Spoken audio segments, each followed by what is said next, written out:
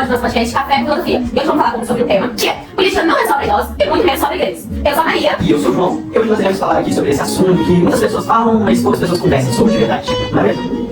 Exatamente. Vamos falar sobre como a religião aparece na política e por que os jovens estão tão afastados disso. A escola está atrapalhando ou está ajudando? E ainda vamos dar uma olhadinha em dois livros que deixam a gente bem pensativos.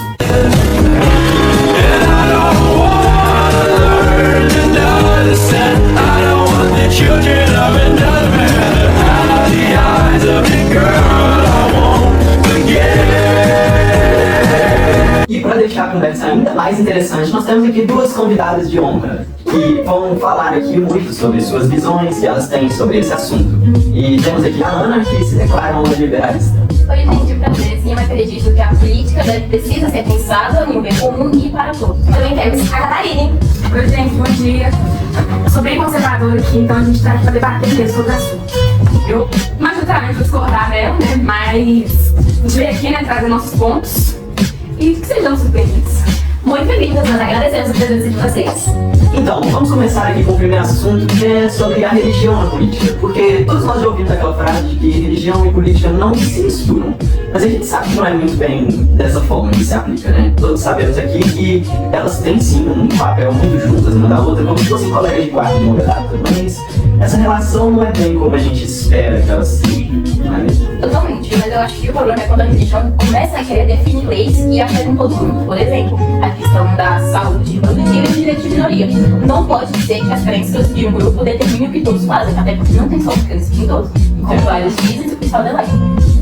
Olha, discordo completamente, porque o nosso Estado pode até ser laico, mas a nossa nação ela foi fundada por valores religiosos tradicionais. Nós somos bem tradicionalistas. Então, esses valores, a gente pode manter eles sem, né, seguir o padrão da Idade Média, por exemplo, lá foi o regime coletivo, concordemos, mas a gente pode manter a ordem social com base na igreja, que a igreja tem um papel muito importante na nossa sociedade, para guiar a sociedade, né? De que a gente deve seguir, né, a ordem, que é Deus, Pai e família. Então, a gente pode sim se valorizar, né, de questões reprodutivas, mas aí já é um ponto muito forte de ter que falar, né? A gente não pode estar nesse assunto só. A nação foi fundada em valores religiosos tradicionais porque vocês não aceitam outras tradições sem ser essas. Basicamente, o ponto do seu partido.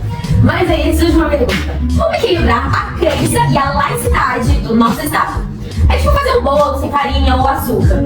Sempre tem quem reclame. Isso aí, e nós podemos tomar aqui como um norte um livro muito interessante chamado O Poder e Manipulação, de Jacob Perry. E ele fala muito bem sobre essas condições e como elas influenciam a nossa opinião pública. É mesmo, muitas vezes a gente não percebe como certas mensagens religiosas são usadas para fazer que a população apoie determinadas políticas de uma forma de manipulação bem sutil. É tipo quando sua avó diz: ah, você não fica com medo comigo, para você ficar forte. Mas você não gosta do muitas vezes a gente não percebe os sinais que a religião dá no meio da política, no meio de campanhas políticas. Isso acontece muito e acaba que fazem que as pessoas seguem um determinado partido por causa da sua religião. Mas isso aí é um ponto muito específico, porque, por exemplo, o PT confunde muito a liderança com a manipulação. E se a gente for falar sobre a manipulação, tem, por exemplo, eu vou no telefone, você está mexendo aí agora, aí não sei o que lá, você está no seu partido. Você está entendendo? Aí, por exemplo, agora você está pesquisando por receita de bolo, porque todo mundo nossa, você é a maior, assim, entendedor da política possível. O algoritmo do seu telefone já vai estar ali te manipulando, ele vai entregar para você o que você está querendo. É só transmissão de valores, entendeu? A maioria da população já acredita nesses valores.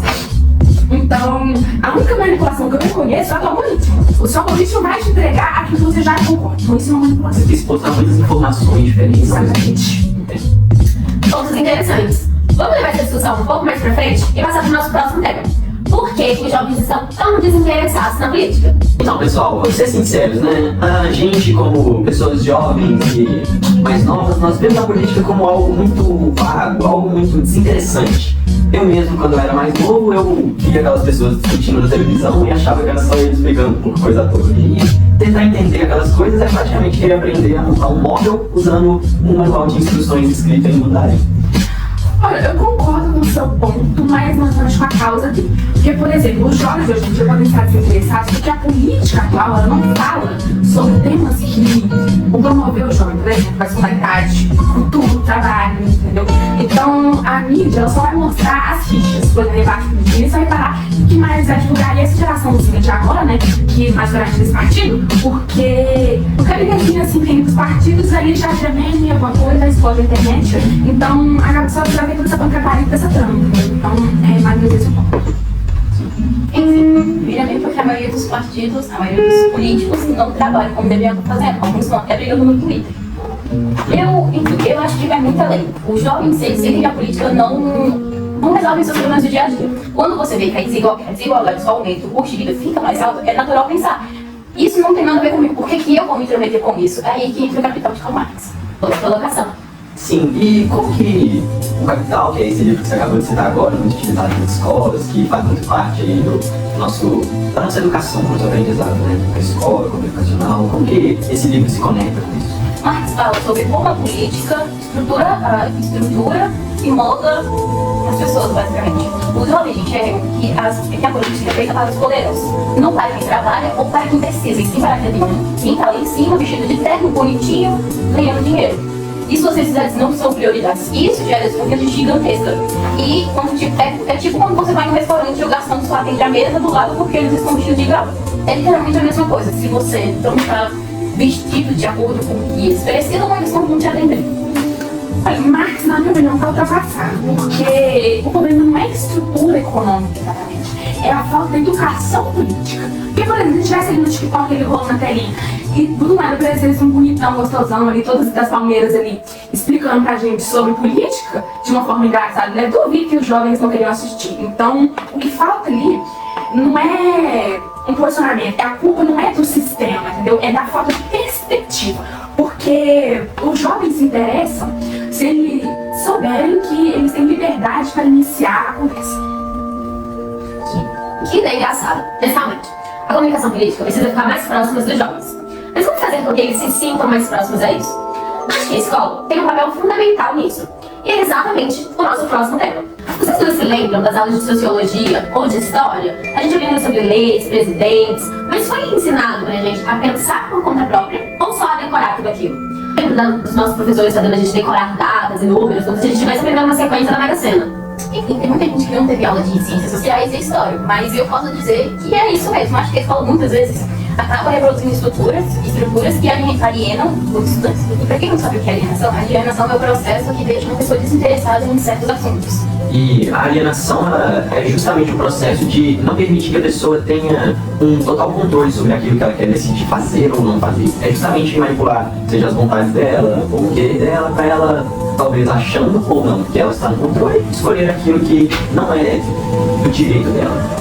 Ah, isso mesmo, muito obrigada. A gente aprendeu isso numa aula da nossa escola com um professor muito bom, né, gente? Nossa, a gente aprende sobre grandes nomes da política, mas não aprende a questionar por que esses nomes foram grandes. O que eles fizeram para a gente serem grandes? Deveria formar cidadãos críticos. É tipo aprender a dirigir, mas só usando manual. Você, obviamente, tem que praticar na rua para saber o que fazer. Olha, crítico é uma coisa, mas a escola não é um lugar para isso exatamente, entendeu? Que ela tá virando um lugar muito de ideologia, porque muitos professores, né, colocam a sua visão esquerdista, seu partido, nas aulas, entendeu? Então acaba que gera esse conflito, porque a gente deveria criar, sim, cidadãos críticos, só que, como é que eu posso dizer? Mais abrangentes, entendeu? Mais tradicionalistas, entendeu? Menos liberalistas. E a pergunta que fica é, será que a escola deve formar cidadãos críticos na área da política? Claro que sim. Se a gente não aprende a questionar e entender a política, e como ela afeta a nossa vida, como a gente vai escolher bem os nossos representantes? Como vamos lutar para as melhores condições? Ser crítico não é ser contra o sistema, é ser parte dele de forma consciente. E é tipo checar a nota do restaurante do Google, antes de você ir. Olha, eu acho que formar críticos nesse sentido é só uma desordem. Porque a escola deve ensinar os respeitos às instituições, às tradições, entendeu? Tradições. Porque os partidos, né, principalmente, eles acabam impondo essa coisa para a sociedade. Então acaba que tem essa desordem. Então a gente deve sim formar críticos, mas críticos tradicionais. Institucionalmente, a gente deve formar, né, padrões críticos e seguir tradições, né? Acho que as tradições estão aí para a gente seguir elas. Então, a gente formar esse pensamento que você está impondo aí pra gente agora, é tipo você pegar um jogo de futebol onde cada jogador faz o que quer para terminar o jogo e no fim não vai nada, entendeu? Então acaba, né, que, né, com esse poder da sociedade ela pode acabar seguindo regras que são mais tradicionais que liberalistas. Não tem isso de desordem. É a mesma coisa de você ir em um restaurante e ver que a café é bonito, você entrar e ver que a comida não é boa. Então isso não tem essa questão de desordem, não tem. Basta as pessoas apenas aceitarem os outros têm. A gente é ser humano, então cada um tem sua opinião. Boas comparações das duas. Mas e a alienação que a gente falou? Não é interessante? Muitos jovens saem da escola, às vezes sem entender nada de política e acabam votando ou nulo ou por impulso, por influência de alguém, um familiar, um amigo. De fato, e aí a gente volta no livro do Jacob Pettit, Poder e Manipulação, onde lá ele cita que essa questão de não permitir as pessoas terem um senso crítico é uma forma de manipulação. Deixa as pessoas mais suscetíveis a serem manipuladas quando elas não têm um pensamento crítico sobre a situação. Exato, se você não aprende a pensar no contemporâneo, entender o que se passa, como você vai ter o seu lado cheio de esquerda ou cheio de direita? Você precisa entender o que se passa nos dois lados. Olha, mas o discurso da crítica muitas vezes é usado para destruir o que temos. Então, a gente precisa ter formação política, mas é com base nos valores mais sólidos, entendeu? Não com questionamentos constantes. Então, a gente precisa ter essa formação política embasada. Então, temos que estudar, dar livros, referências, entendeu? Referências mais tradicionais, entendeu? Mais antigas, para a gente mostrar para o nosso regime. Então, com esses valores sólidos, a gente não precisa de ter um questionamento constante. E a igreja entra nesse papel, entendeu? A igreja é muito importante na política, sim, porque o seu partido define a Deus. Eu acredito muito nessa parte da crítica que você falou, mas não adianta nada você estudar e ser levado por algo, ou ser levado por algo por uma pessoa que não vai fazer o que prometeu. E acontece muitas vezes no geral. Eu acredito que em todos os partidos acontece isso, acaba entrando a alienação. Bom, gente, a conversa ficou bem animada, né? Como a gente esperava. E resumindo, a religião e a política elas andam juntas, mas a forma como elas se relacionam, ela é bem debatida. Pois é, eu já tenho valores bem válidos para não se interessar. Mas o que a gente pode fazer para mudar isso? A escola tem um papel fundamental para formar pessoas críticas e para transmitir valores também, dependendo da visão. Aliás, a única coisa que a gente pode concordar é que a política não é um assunto para ficar só na teoria. É como a primeira piada, a gente tem que botar a mão na massa e procurar saber mais. É isso aí, eu deixo uma dica muito importante aqui, leem O Capital, de Karl Marx. Mesmo que vocês não concordem com o que está escrito, ajuda a entender a economia e a influência na nossa vida toda. Eu garanto que vai ser bem chato do que eu vou levar para o meu celular. Mas claro que vai ser chato porque não gosta de pensar diferente, mas eu recomendo o Poder da Manipulação, porque dá para entender as informações políticas sem necessariamente ter um partido próprio. É tipo saber identificar quando alguém está te vendendo uma coisa supostamente que é nova, mas é velha pra caramba. Então, né, dá para ter essas informações específicas. Tem algumas ideias, né, que você pode procurar no negócio e aí um saber crítico pra você. Então, é tipo, você vai saber identificar ali quando alguém tá dando uma sugestão que não é válida. Então, você vai saber como está sendo manipulado essas coisas, porque ele segue regras. Bom, dicas realmente muito boas, né? E você, ouvinte, qual é a sua opinião sobre esse tema e essas questões que estão discutindo? Deixe seu comentário aí embaixo, que a gente tá doido para conversar com todos vocês. E se inscrevam no nosso canal, ative o sininho das notificações para não perder o nosso próximo episódio.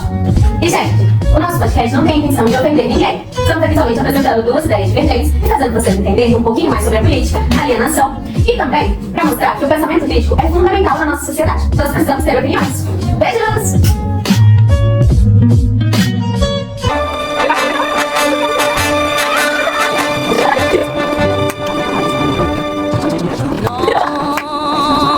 Rien de rien. Non, je ne regrette rien. Ni le bien qu'on m'a fait, ni le mal, tout ça m'est bien égal.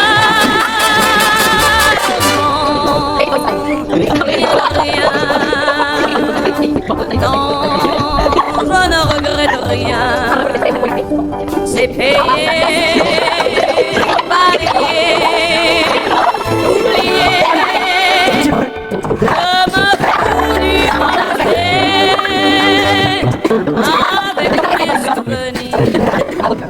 J'ai allumé le feu, mes chagrins, mes plaisirs. Je n'ai plus besoin de balayer les hommes avec leur trémolo. Balayer pour tout. Je repars.